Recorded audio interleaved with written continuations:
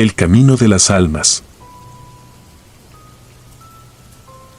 No suelo escribir este tipo de cosas, pero desde aquella noche no puedo dormir tranquilo. Tal vez compartirlo me libere un poco del peso que cargo en el pecho. Me llamo Rafael Medina, soy originario de Querétaro y lo que voy a contar me ocurrió en el año 2019, cuando tenía apenas 22 años. Para entonces, vivía con mi hermana mayor en una casa que rentábamos cerca de la universidad. Nuestra madre y la más pequeña de la familia venían de visita de vez en cuando, y esa semana estábamos todos juntos. Para ayudarnos a cubrir los gastos, por las noches vendíamos atole y tamales en la esquina de la colonia. Los termos eran pequeños y, cuando se terminaba el producto, uno de nosotros debía regresar a casa por más. No era raro que mandáramos sola a mi hermana menor, porque nuestra casa estaba a solo una calle de distancia. La ruta parecía sencilla: caminar derecho, cruzar un pequeño puente de cemento sobre un río seco, pasar junto a una obra abandonada y luego avanzar por una calle larga y oscura que llevaba directo a nuestra puerta. Siempre lo vimos como un trayecto corto, sin mayor peligro. Esa noche, sin embargo, algo cambió. El grito. Alrededor de las 9, mi hermana menor fue por un termo más de atole. Apenas habían pasado 5 minutos cuando escuchamos un grito desgarrador que nos heló la sangre.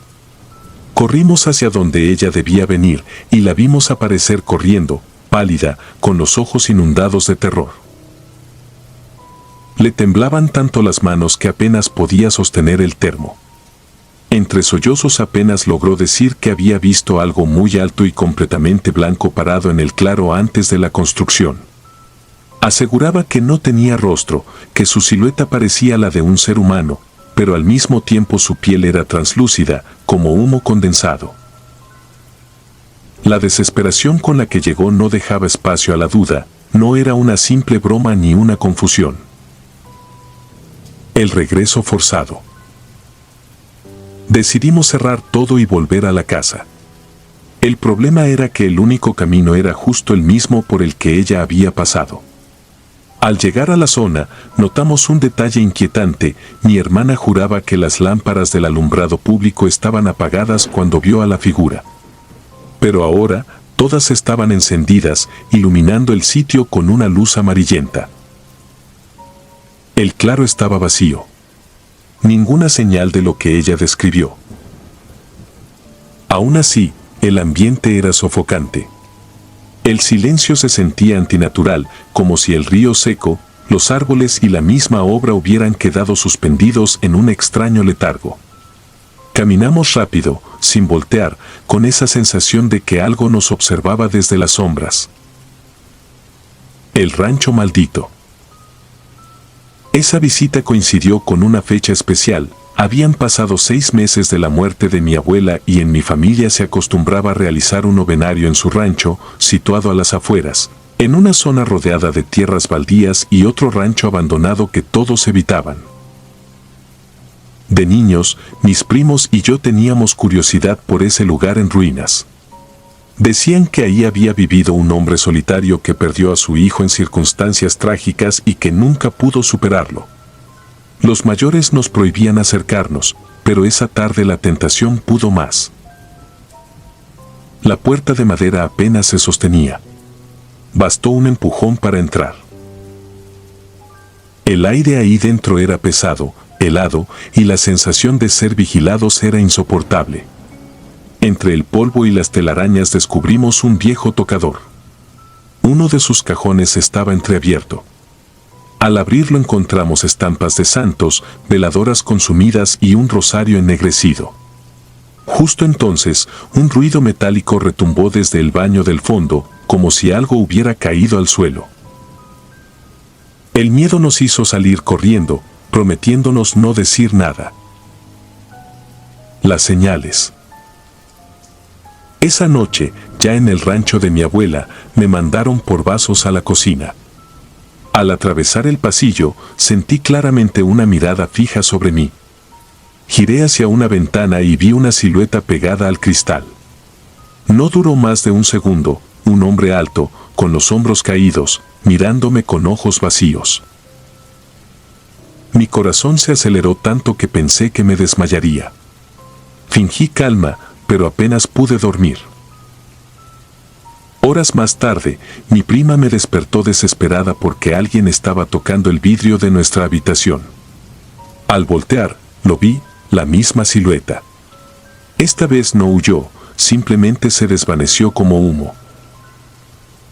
Le mentí a mi prima diciéndole que era una broma de mi hermano, pero en el fondo sabía que lo que rondaba allí no era humano. La confesión de mi tío. Al día siguiente, durante el desayuno, todos escuchamos un lamento masculino que recorrió la casa. Nadie quería admitirlo, pero estábamos aterrados. Mi tío, un hombre recio, salió al patio y regresó con el rostro desencajado. Me llevó aparte y, con voz baja, me confesó que aquel rancho cercano había sido habitado por un campesino que perdió a su hijo pequeño en un pozo. El niño murió ahogado antes de que pudieran sacarlo, y desde entonces el padre se consumió en la culpa, maldiciendo a Dios y a los vecinos por no haber hecho nada. Decían que murió de tristeza, pero antes de fallecer juró que no dejaría en paz a nadie que entrara a su propiedad. Sentí un escalofrío, nosotros habíamos estado ahí esa misma tarde. La noche más larga. Esa noche fue la peor. Tocaron el portón con violencia, como si alguien quisiera derribarlo. Después, golpes secos recorrieron las paredes y ventanas, siguiendo un patrón que parecía rodearnos. Mis tíos llamaron a un conocido que practicaba rituales de protección. Al llegar, encendió velas y comenzó a rezar. Según él, el espíritu se había manifestado y exigía luz para poder descansar. Pedía oraciones, rezos, algo que le ayudara a salir del tormento en el que estaba atrapado. Recuerdo claramente cuando esa voz volvió a escucharse, un lamento agudo, lleno de dolor, que parecía venir de todas partes al mismo tiempo. Sentí que mi piel se erizaba, que algo frío me rozaba el hombro. Pasamos el resto de la noche rezando en voz alta, apenas sin atrevernos a respirar. El silencio final. Con el paso de los días, los rezos continuaron. Poco a poco, los ruidos cesaron. No volvimos a escuchar los lamentos ni a ver la silueta en las ventanas. Pero yo sabía, en lo más profundo, que aquel espíritu había quedado marcado en mí. Desde esa noche, cada vez que paso por un camino solitario, siento la misma presencia siguiéndome, como si ese hombre roto por la culpa aún buscara compañía. He intentado convencerme de que todo terminó, pero sé que no fue así. A veces, en la quietud de mi cuarto, escucho un golpe leve en la ventana. Y siempre, justo antes de que me venza el sueño, creo distinguir la silueta blanca de un hombre alto que me observa en silencio, esperando que algún día me lleve con él.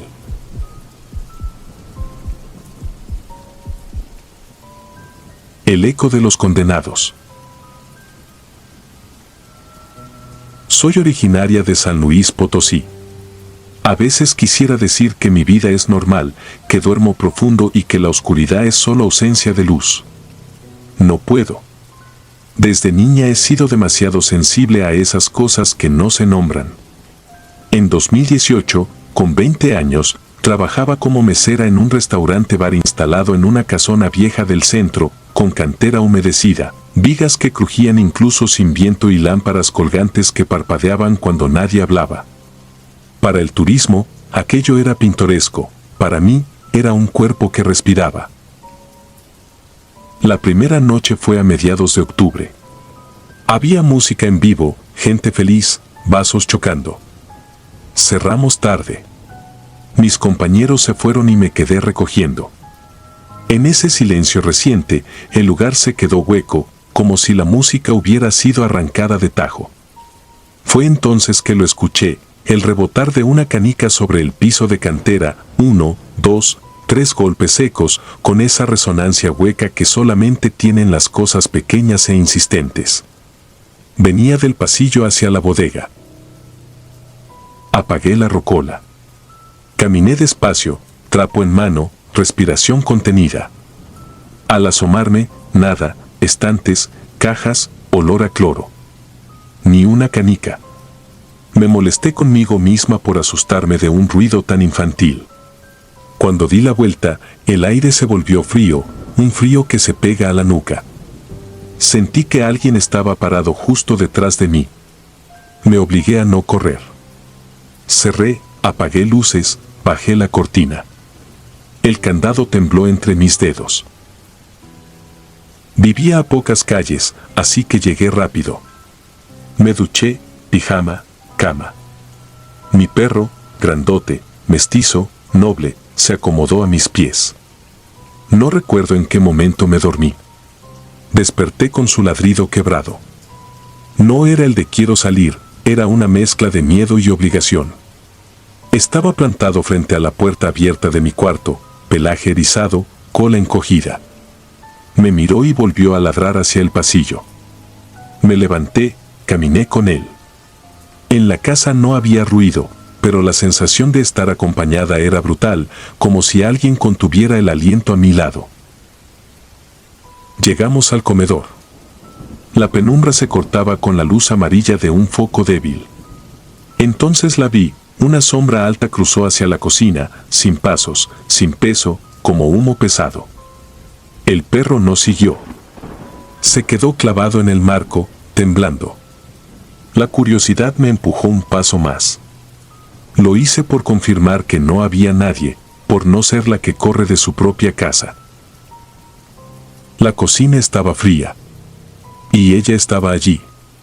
Era una mujer delgada, cabello negro y lacio, pegado al camisón blanco que le llegaba hasta los tobillos invisibles. Pero lo que nunca puedo olvidar es su rostro, le faltaba la quijada. El óvalo de la cara quedaba cortado en seco a la altura de los pómulos. No había labios, no había mandíbula, solo un hueco oscuro, una mueca imposible que negaba cualquier grito. Se mantuvo quieta, con los brazos a los lados, cabeza apenas inclinada, como si me estudiara. Yo no pude moverme. El tiempo dejó de tener bordes. El perro gemía bajito. No sé cuánto duró. En algún punto levantó un brazo hacia mí, no para tocarme, sino como si midiera una distancia. Eso me soltó del hechizo. Retrocedí sin parpadear, me metí al cuarto, cerré, empujé el buró contra la puerta. Me quedé sentada en el piso con el perro pegado a mi cadera, los dos respirando como si hubiéramos corrido kilómetros. No dormí. Amanecí con los ojos ardiendo. Los días siguieron como si nada. La ciudad, el tráfico, la universidad, el turno. Yo no era la misma. En el bar, 2 tardes después, volvió el sonido, canicas que rebotan al fondo, 3, 4, 5 golpes, y luego silencio. Una compañera alcanzó a escucharlo. Me miró con las pupilas abiertas y me dijo que prefería no entrar a la bodega. Fue un alivio perverso, ya no era mi imaginación. La tarde que quebró todo fue a las 3. El dueño mantenía un altar discreto en lo alto de una repisa, un cuadro de San Martín de Porres, una imagen de San Judas Tadeo, 2 veladoras usadas y flores del día. Yo limpiaba la barra.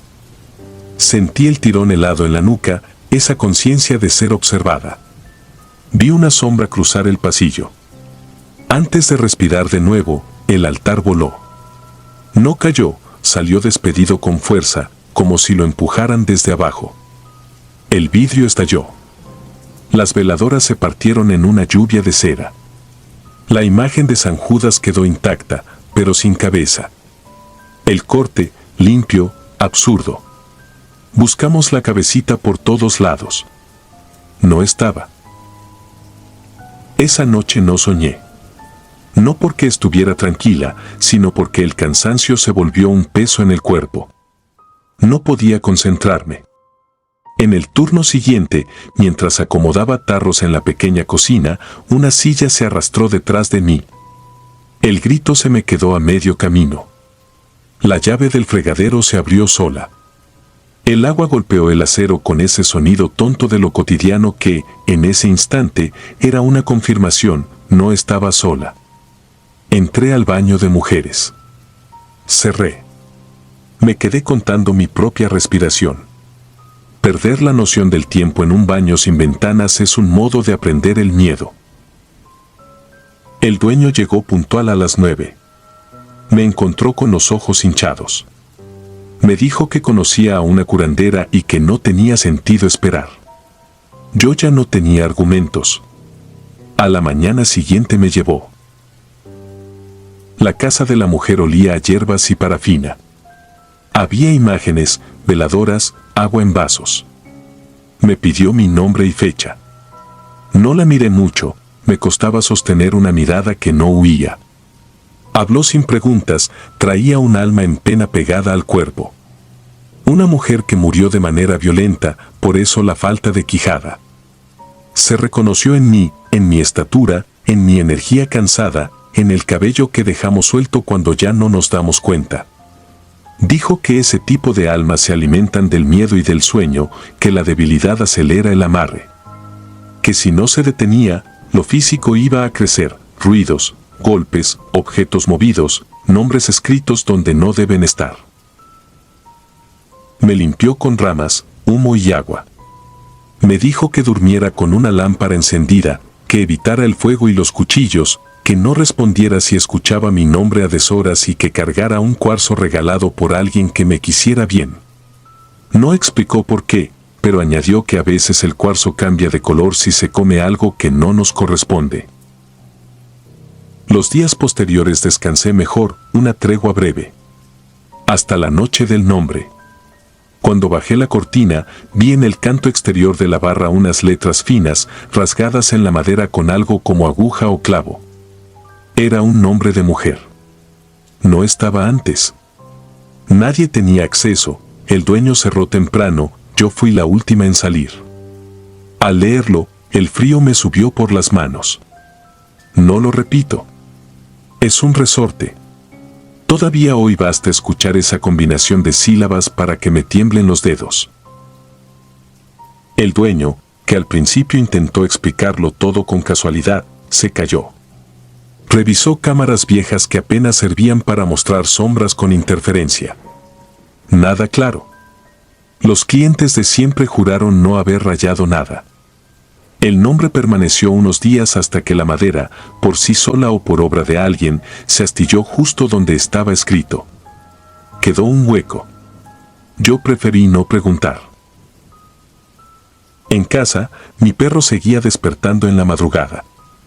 Ladraba hacia la puerta, luego callaba y se quedaba viendo un punto alto, como si en el dintel de mi cuarto se asomara alguien diminuto o muy alto, imposible saberlo.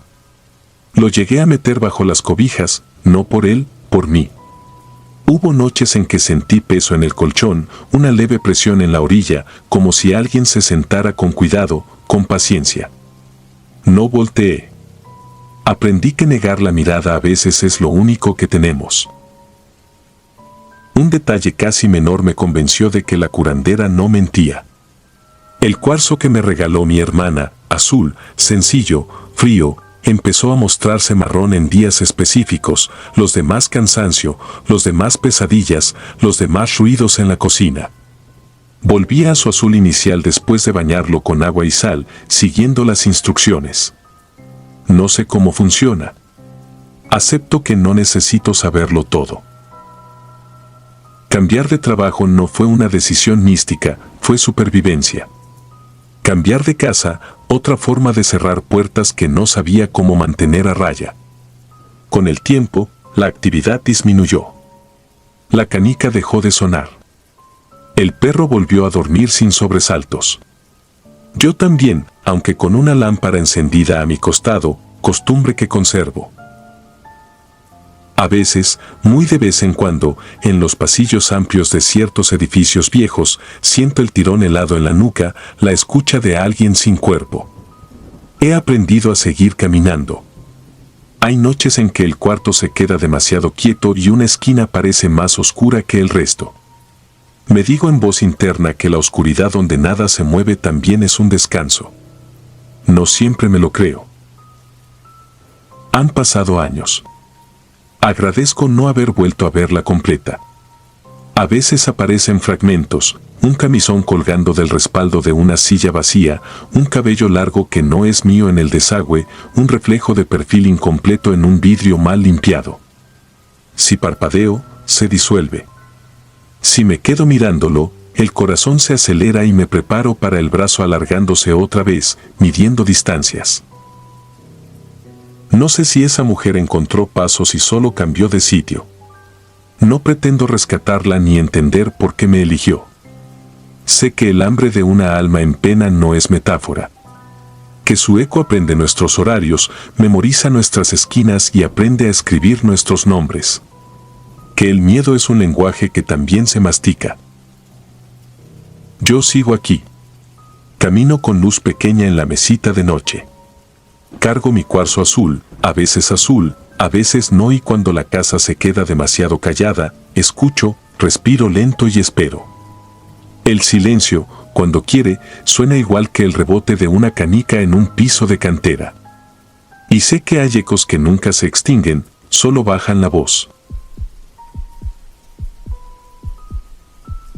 Antes de continuar, si disfrutas de mi contenido, deja tu like y suscríbete, ayudarías mucho. Y dime a qué hora te atreves a escuchar estas siniestras historias.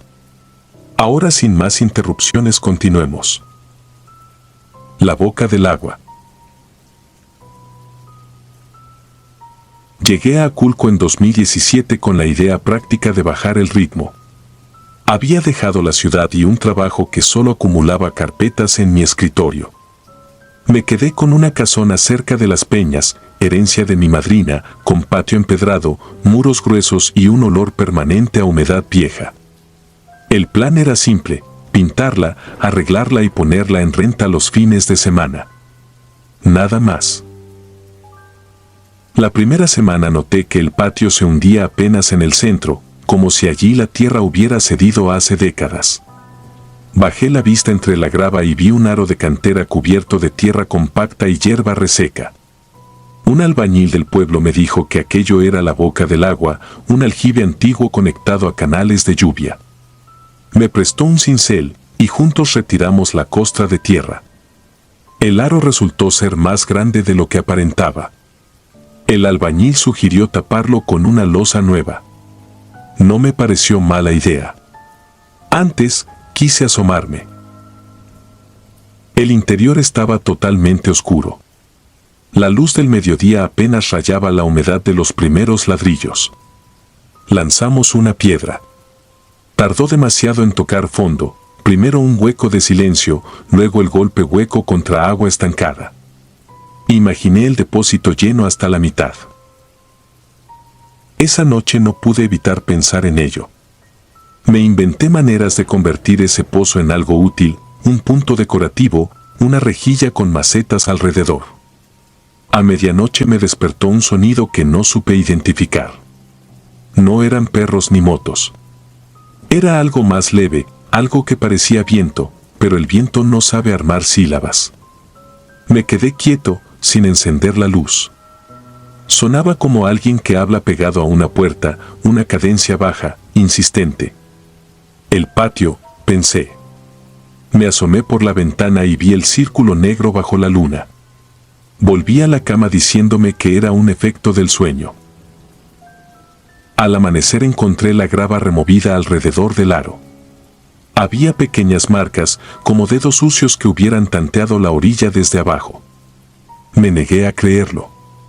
Me puse a lijar marcos, a catalogar cuarteaduras, a perseguir actividades que no exigieran imaginación. A las 5 de la tarde, volvió el albañil con 2 jóvenes para colar la losa. No apareció la revolvedora que me había prometido. Me dijo que mañana. Me sentí aliviado de posponerlo. La segunda noche, los sonidos volvieron. Ya no eran susurros, sino un murmullo denso, como si muchas voces hablaran al mismo tiempo desde una habitación con paredes mojadas. Me levanté con la piel erizada. En el patio, el aire estaba helado. La respiración salía en humo. Acerqué una lámpara al aro. La luz tocó la cantera y se detuvo, tragada por la misma oscuridad. Escuché entonces algo distinto, un golpe resbaloso, como si arrastraran un saco mojado por piedra. El murmullo se ordenó en una sola frase que no quiero escribir, una súplica sin sujeto. No grité ni corrí. Cerré la lámpara, di 2 pasos hacia atrás y me quedé escuchando. Cuando cayó, el silencio fue peor. La tercera noche soñé con el patio. No había luna, pero veía claro. Una fila de personas avanzaba con los pies descalzos sobre la grava. No levantaban la cabeza. Pasaban junto a mí cargando cosas pequeñas envueltas en tela, cosas de peso irregular.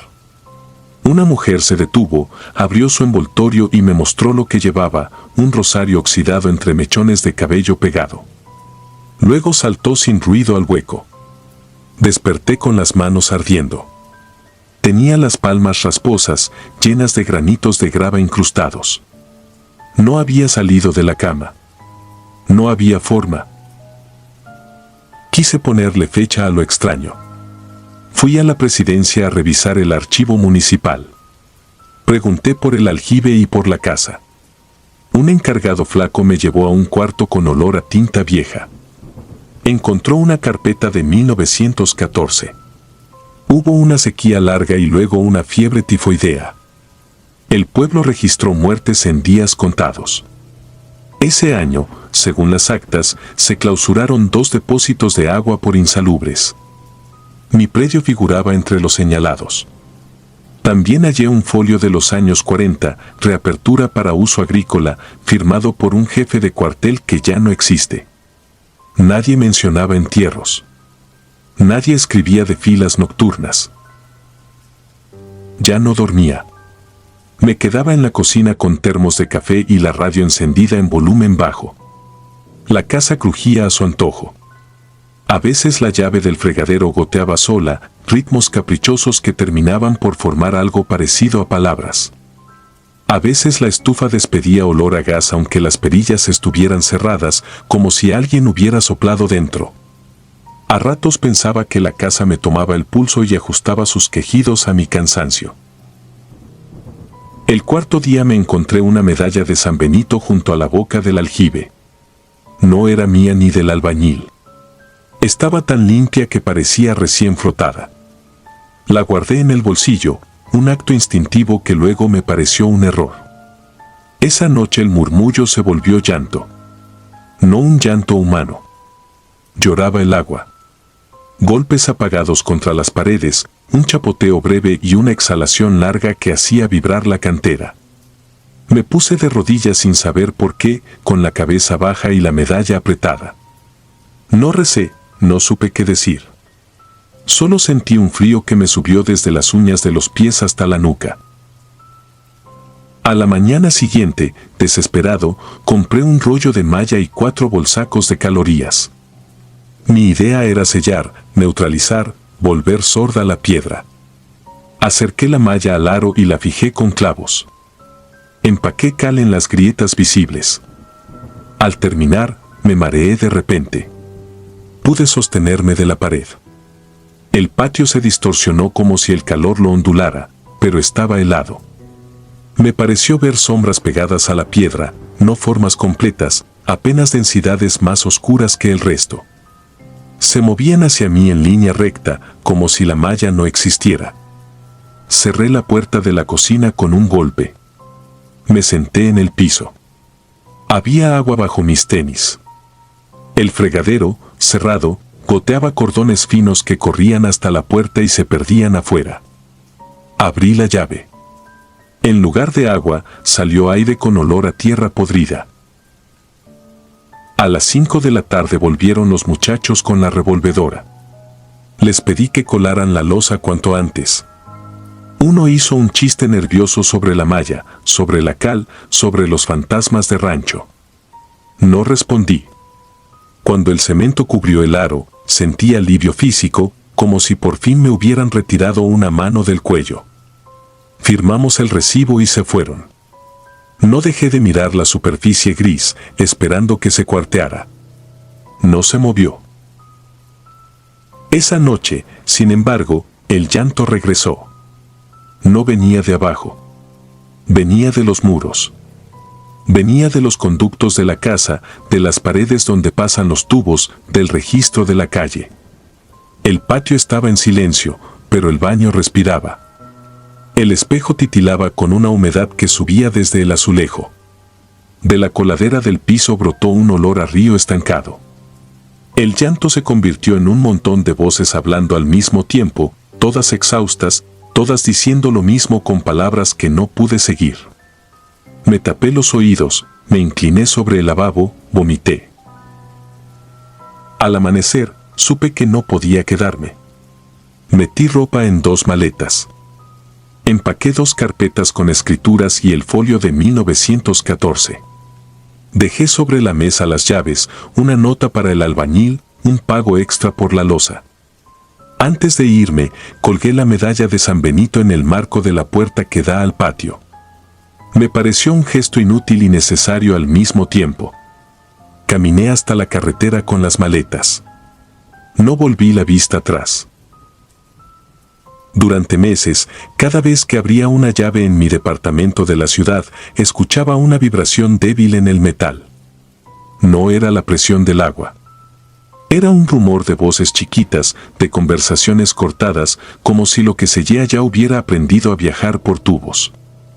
Dormía con tapones. Despertaba varias veces con la sensación de tener los dedos fríos y húmedos. Soñaba con filas, con bultos envueltos en tela, con pasos descalzos sobre grava. Nunca había una cara completa. Nunca un nombre. De vez en cuando me llamaba el encargado del archivo de Aculco para decirme que había encontrado otra nota, un entubamiento de los años 70, una obra pequeña en el patio, una autorización temporal para usar el depósito en época de secas. Me ofreció copias. Preferí no ir. El abogado que me ayudó a vender la casa se ocupó de mostrarla, nadie quiso firmar. Un agente de bienes raíces me dijo que estaba bonita, pero que tenía clima raro. Bajé el precio, acepté una oferta ridícula y me liberé del papel. La casa quedó en manos de una familia que vive en Toluca. No sé si la habitan. No quiero saberlo. Hoy, 4 años después, sigo evitando fuentes, plazas con chorros, lavaderos comunitarios.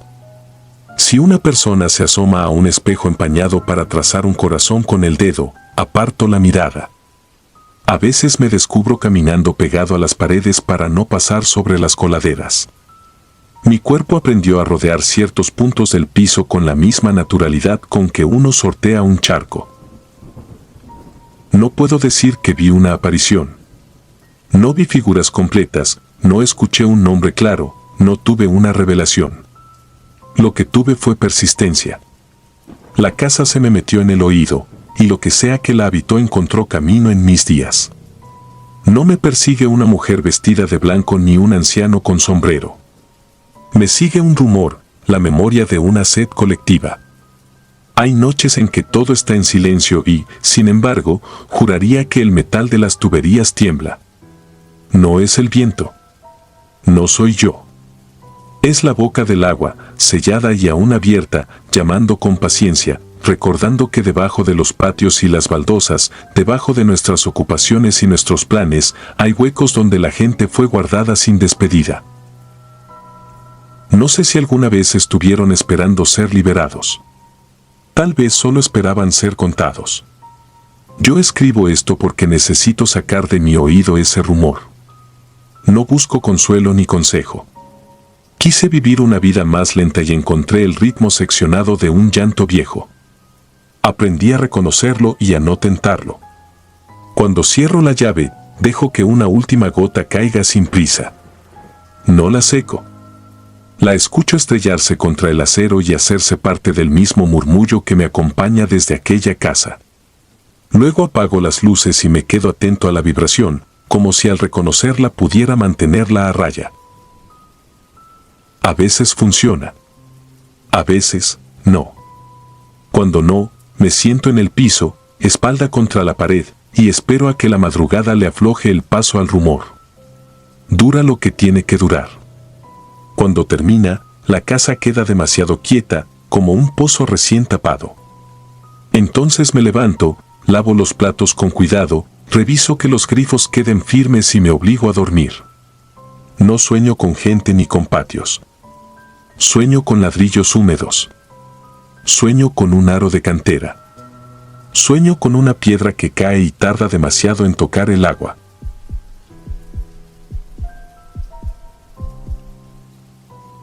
Subsuelo. No cuento esto para asustar a nadie, sino para sacarlo de mí de una vez.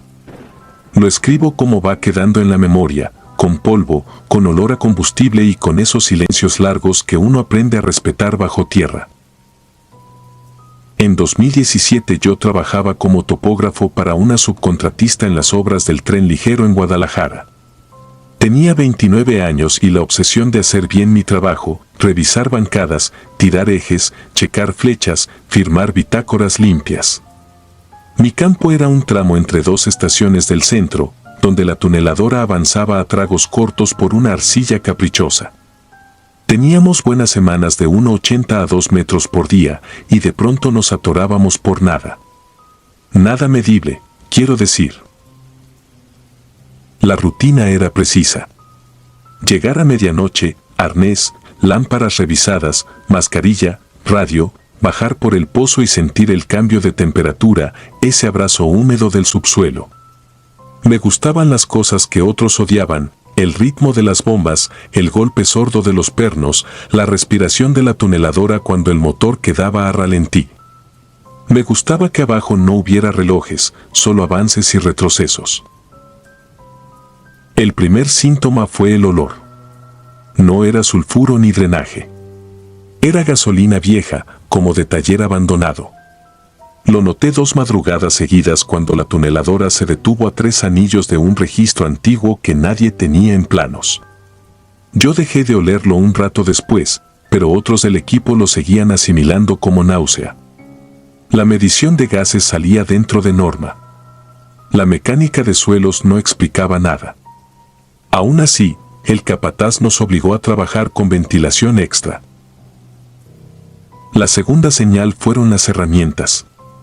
La libreta donde yo marcaba los cadenamientos apareció cubierta de una capa de lodo que no correspondía con el frente de corte. El nivel óptico amaneció en un cajón que no era el suyo, con la tapa torcida como si la hubieran forzado con dedos sucios. No digo manos, dedos. Delgados y ansiosos.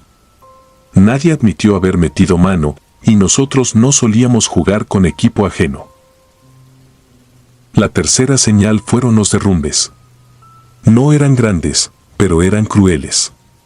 Reventaban justo donde cerrábamos el día, como si el túnel se negara a dormir con la boca abierta.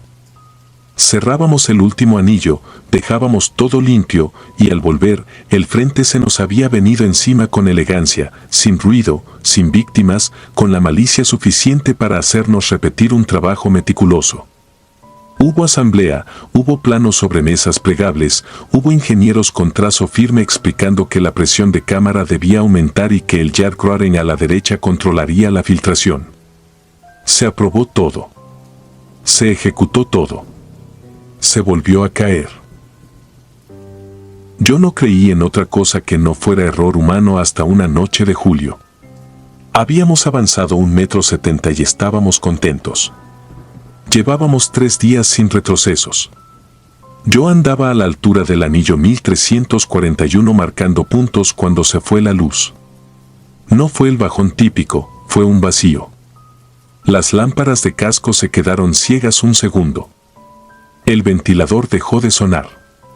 El túnel nos devolvió nuestra propia respiración y en ese hueco escuché agua donde no debía haberla. Esa vez no hubo pánico, hubo espera. En esas pausas uno aprende a medir la vida.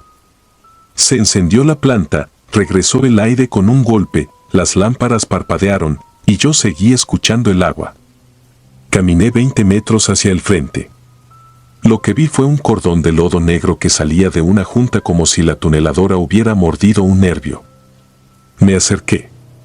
No era lodo. Era una mezcla con olor a combustible, espesa, que parecía venir de un lado donde no había ni ductos ni tuberías marcadas. Lo toqué con el guante. Estaba tibio. Aquella madrugada fue la primera y la última vez que enfrenté a mi capataz con algo que no estuviera en un plano. Le dije lo que olí, lo que vi, lo que sentí. Él me miró sin burlarse. Me pidió que anotara en la bitácora una observación técnica, no un presentimiento. Me insistió en registrar caudal aparente, coloración, viscosidad. Lo hice. Al terminar de escribir, me dijo que me quedara al relevo de las 11 con un par de ingenieros. No era usual que un topógrafo se quedara a un relevo que no fuera de su horario. A las 11 bajamos con un tercero, un técnico viejo que no era de nuestras nóminas. Traía botas gastadas, una lámpara amarilla y un costal. No pregunté su nombre. Caminamos hasta el frente.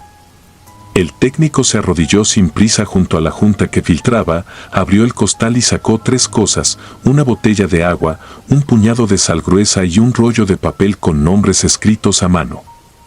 Nombres y fechas. 1992, repetido. 22 de abril. La palabra sector. No soy religioso ni creyente de otra cosa que no sean líneas rectas, pero en ese momento el túnel se hizo más largo. El técnico colocó el papel doblado en la junta, echó la sal alrededor con cuidado y dejó la botella recostada contra el concreto, como si la ofreciera a alguien que no sabía tomarla. Luego se quedó quieto con la mano en el lodo, como si tanteara un pulso. El capataz encendió un cigarro que no fumó. Los ingenieros no miraron. No hubo rezos. Hubo silencio. Y hubo golpes muy leves en el intradós, como cuando alguien toca la pared de una casa vieja para enterarse de si adentro hay alguien. 3 golpes. Pausa. 2 golpes. Otro silencio. El técnico retiró la mano, se limpió el guante en el pantalón y nos dijo que volviéramos arriba. Lo dijo sin voz, pero todos entendimos. 4 días nos suspendieron por recalibración de equipo. Cuando regresamos, la filtración era una mancha seca. Ya no olía a nada. Al 5.º día, la tuneladora avanzó como si le hubieran quitado un freno invisible. 1.90, 2.5, 2.10. Los derrumbes pararon. A mí me temblaban las manos cada vez que firmaba la bitácora. No debía haber preguntado, pero pregunté. Al terminar la semana, busqué al técnico. No estaba en listas. Fui con el capataz. Me dijo que no buscara a nadie, que hiciera mi chamba. A la salida me alcanzó por la espalda y me habló bajito, casi sin voz. Me dijo que en esa zona el subsuelo es memoria y que había nombres que nadie decía en voz alta pero que seguían ahí, debajo de las banquetas, mezclados con los drenajes, con las grietas, con el miedo de las personas que muchas noches cruzan el centro. Me dijo que no era un pago, que no era brujería, que era, como lo dijo, poner las cosas en su sitio. Dar agua a quien murió con sed. Dar sal a quien no se veló. Leer en voz baja los nombres que quedaron sin oído. No dormí. Al día siguiente bajé al turno de la noche aunque no me tocaba. Necesitaba comprobar si la mente me jugaba trucos. A las 2 de la mañana me quedé solo un minuto junto al frente. Apagué la lámpara.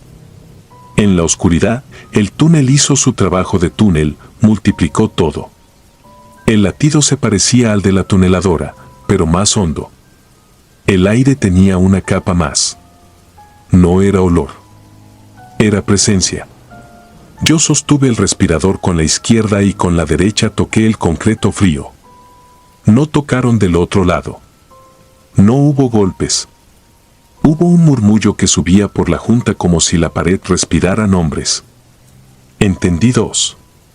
Uno era de mujer. El otro no supe pronunciarlo. Me fui de la obra a la semana siguiente. Pedí mi baja voluntaria. Dije que era cansancio, que era la espalda. Nadie insistió. Antes de irme, revisé mis cuadernos. En el margen del anillo 1341 había una mancha oscura con forma de letra. No era un trazo mío. No me atreví a borrarlo. Cerré la libreta y la dejé en la oficina con el resto de las cosas que la empresa considera propiedad. No quise llevarme nada que hubiera aprendido a decir mi nombre en la oscuridad. Hoy, cuando paso por el centro, evito las bocas de los ventiladores. Hay una estación que no nombro. Si tengo que cruzar por ahí, camino rápido, como todos. Al bajar, me fijo en las caras de la gente por costumbre de topógrafo, las líneas, los quiebres, las sombras alrededor de los ojos. A veces, a las horas flojas, oigo un golpecito bajo el piso del vagón. 3 golpes. Pausa. 2 golpes.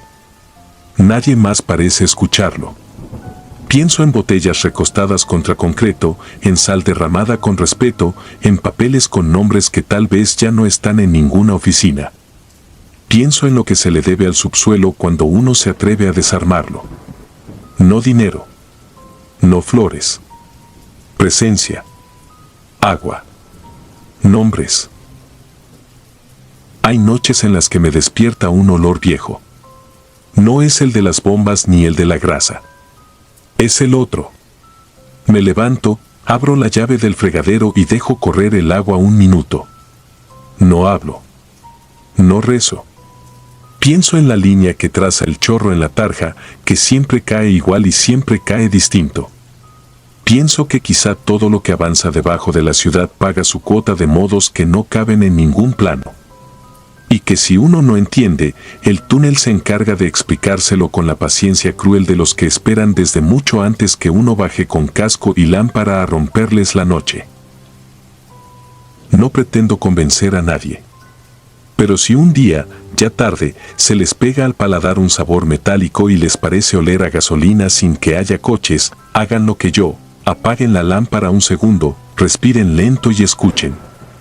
Si oyen 3 golpes y luego 2, no huyan de inmediato. A veces el subsuelo solo está pidiendo que alguien recuerde en voz baja, aunque no haya nadie enfrente. A veces, para que la ciudad avance, hay que aceptar que no lo hacemos solos.